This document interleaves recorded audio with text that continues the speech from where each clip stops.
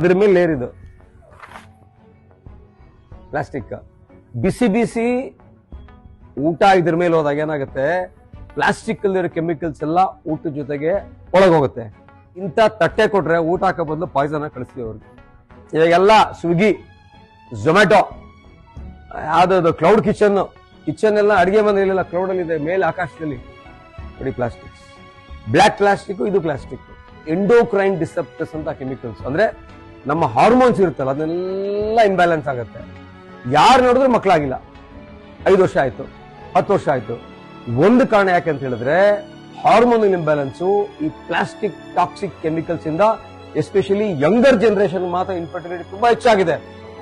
ಎಲ್ಲಿ ನೋಡಿದ್ರು ನೀವು ಕೇಳಿದಿರ ಕ್ಯಾನ್ಸರ್ ಕ್ಯಾನ್ಸರ್ ಕ್ಯಾನ್ಸರ್ ಅಂತ, ಎಲ್ಲಾ ಕಡೆ ಕ್ಯಾನ್ಸರ್ಸ್ ಆಗ್ತಾ ಇದೆ. ರೀಸೆಂಟ್ ಆಗಿ ಒಂದು ಆರ್ಟಿಕಲ್ ಪಬ್ಲಿಷ್ ಆಗಿದೆ, ಇಂಡಿಯಾದಲ್ಲಿ 75% ಸ್ಪೀಡ್ ಅಲ್ಲಿ ಕ್ಯಾನ್ಸರ್ ಗ್ರೋ ಆಗ್ತಾ ಇದೆ.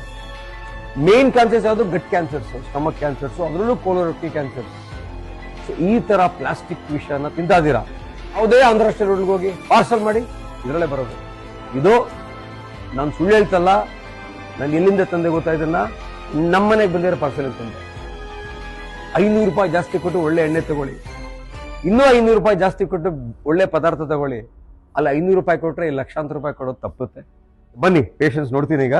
I will quickly see all of you with a good